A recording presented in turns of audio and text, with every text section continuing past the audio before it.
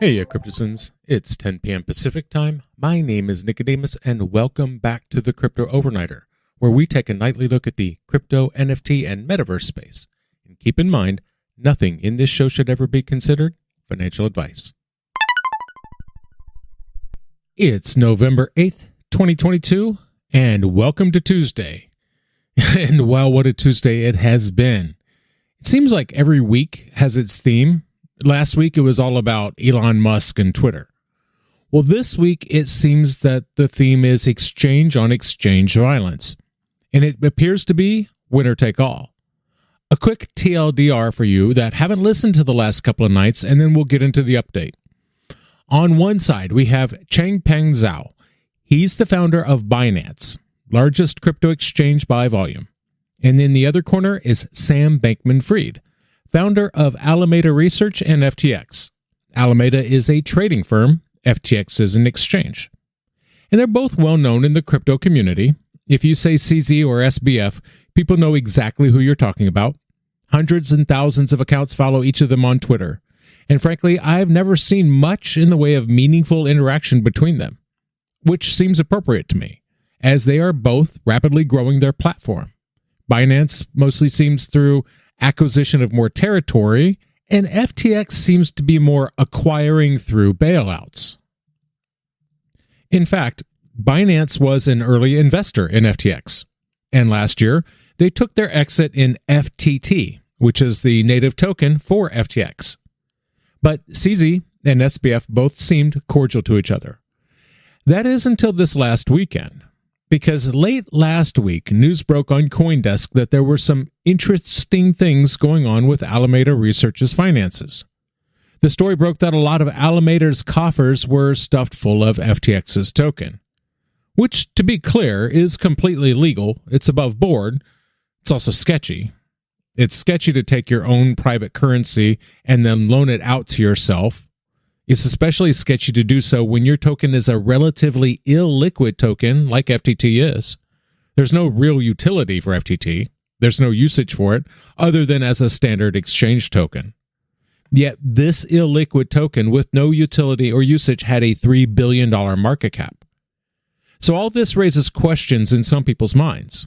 And it was against that backdrop that CZ made his announcement that they were going to sell some or all of the FTT that Binance was holding. And there were some snarky comments made back and forth between the billionaires. A couple of examples. CZ said, quote, "We gave support before, but we won't pretend to make love after divorce. We are not against anyone, but we won't support people who lobby against other industry players behind their backs." Now, SBF responded saying that Binance was attacking them with, quote, "false rumors." But there was some snark out of Sam earlier in October when SBF tweeted out questioning whether CZ was allowed to go to DC or not. He quickly took the tweet down, which might be an indicator that he was getting some heat for it.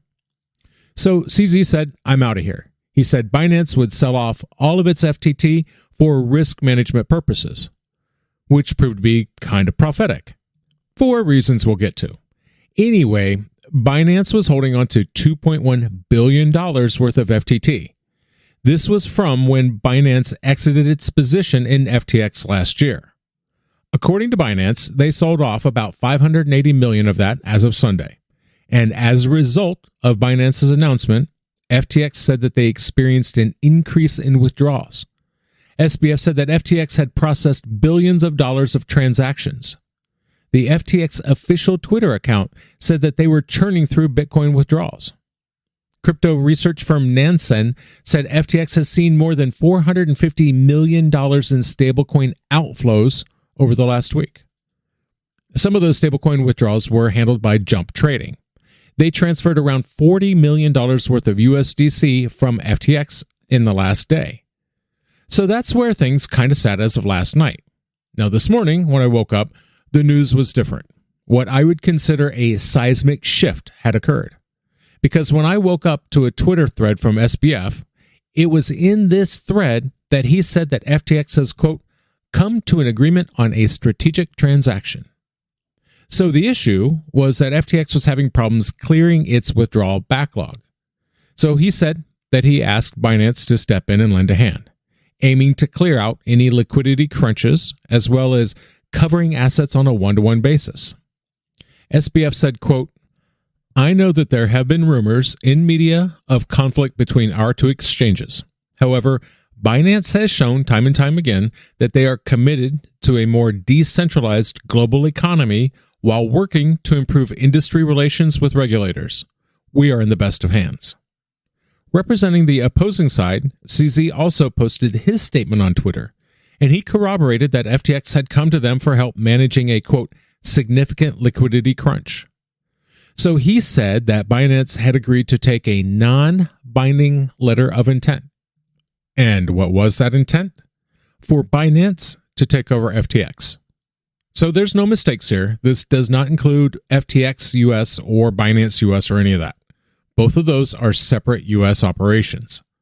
And so CZ presented a non-binding LOI.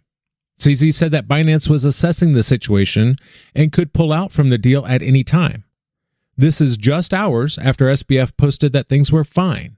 FTX was fine. Assets were fine. He said that any rumors of liquidity issues were false. So that really signaled things when he turned down Caroline's offer. Caroline Ellison offered to buy all the FTT that CZ had at $22 each. And we're going to get back to that offer and what it might have done to the Solana market. Anyway, he turned that down, and FTT actually surged a little bit. It looked like CZ might have made a mistake. And then it just started dumping. So it appears that this was a solid move from CZ's part. Because even though he lost a little bit of value by direct dumping FTT on the market, especially given how illiquid it is, now Binance is on top and Sam has met the knee. But nothing in this world is certain, and the market is certainly no exception, because U.S. government might be a little concerned. In fact, regulators around the world have antitrust concerns on this deal. And so they do have the power to block major mergers if they think it will damage their market choice. And so most places have strict laws against anti-competitive behavior. In the U.S., we have antitrust laws like the Sherman Act. And the Sherman Act is there to ensure that competitors, direct competitors, they may not act to protect each other. Well, that might come into play here, because CZ specifically said that he was stepping in to protect users after FTX asked for his help. Now, different jurisdictions all have their own laws regarding antitrust acquisitions, especially between major market participants. They have the ability to block the merger or acquisition. You jump the gun, and the EU will hand you a fine of up to 10% of turnover. So what if this deal does go through? Well, now we know that FTX had many interest in Web3 initiatives. Earlier this year, FTX launched their own NFT marketplace. They set up a gaming division, they had esports sponsorship deals, and FTX Ventures, a $2 billion Web3 venture capital fund. The NFT marketplace was set up by FTX US. FTX US is separate from FTX, so the NFT marketplace is not included in the potential Binance deal. Similarly, FTX US also acquired the game studio Good Luck Games back in March, so that's not included. However, FTX inked a 7-year deal with the League of Legends Championship Series. This was attributed to FTX and not FTX US. The 10-year, $210 million sponsorship for the esports team Solo Mid, that was a joint deal between FTX US and FTX Trading Limited.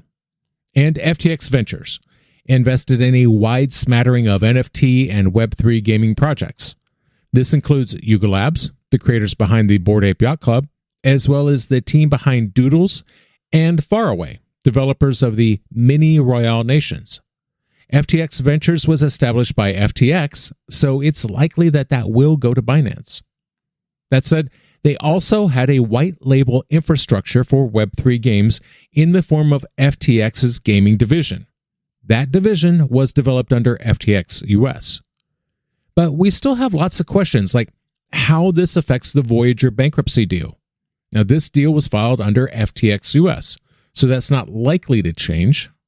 Similarly, FTX US was behind the deal to pick up BlockFi, which is kind of funny, right? Because it was just yesterday that BlockFi posted on their site that BlockFi's U.S. customers will be able to earn interest on digital assets through BlockFi Yield. That is, if you are an accredited investor. Now, the plan for that one is to beta test the servers to some U.S. BlockFi clients in 2022 and then open it to all U.S. customers in 2023. This was just yesterday. Flory Martez, founder and COO of BlockFi, said, quote, "As we continue to diligently work towards registration with the SEC for a public offering for BlockFi Yield, we are delighted to share that U.S. clients verified as accredited investors will soon be able to earn interest on digital assets at BlockFi." And as far as SBF personally goes, estimates are that Sam was worth about $15.6 billion. That's before the shenanigans of the last day or so. Those shenanigans could likely cost Sam around $13.6 billion. That's because $6.2 billion comes from FTX. His stake at Alameda has been valued at $7.4 billion. And Sam, along with all of the investors at FTX, including SoftBank Vision Fund and Temasek, could well completely be wiped out as a result of this deal. There's no reason for CZ to prop up the FTT token, not when you consider that Binance already has their own coin, and their coin is number 4 in terms of market cap. So that means that the FTT coin is effectively valueless and doesn't really serve a purpose. Given that the largest parts of Alameda's balance sheet came from FTT, when FTT goes to zero, so do a lot of Alameda's assets. So that's $7.4 billion gone, along with the $6.22 billion from FTX, all of which leaves around $2 billion in wealth from FTX US. He's also the biggest stakeholder in Robinhood. That gives him $677 million with which to offset his roughly $650 million in liabilities. The other night, we talked about the fact that Solana also figured heavily in Alameda's holdings. Not surprising, really. SBF has called it underrated, and he was an early investor. Well, Solana took a pummeling in the market, too, for the last couple of days. Some people were dumping their Solana because they were concerned that Alameda Research would try to dump their SOL to prop up FTT. Because Caroline Ellison extended the offer to buy all the FTT that CZ had at $22 each. People were wondering how Ellison planned to pay for it. If FTT is tanking, and FTT makes up the bulk of Alameda's wealth, how would they be able to buy more FTT? And the answer that people came up with was Alameda's second largest holding, Solana. So that means Solana dumped for the last 24 hours. 40% overall drop from around $32 yesterday to $19 this morning. That said, some of that drop may have come from some common causes.